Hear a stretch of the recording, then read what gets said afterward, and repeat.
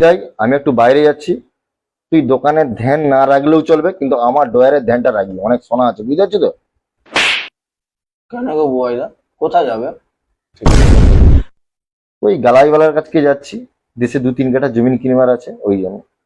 रुको जरा। তুমি আবার জায়গা কিনবে? তুমি সিটের আবার ফোন মেরে দিচ্ছে সোনার। তুই ছগড়া ছগড়ার মতো থাক না, তোর বড়া সবাই বড়াই, সে যদি না ঠিকঠাক হিসাব জানে তাতে আমি কি করবো? गजब बेइज्जती है। তুমি তো বুয়াইদা অত টাকা কামাবে, ওর জন্য তাহলে আসার সময় একটা কলগেট কিনে আনবে। 2 দিন ধরে দাঁত মাজিনি।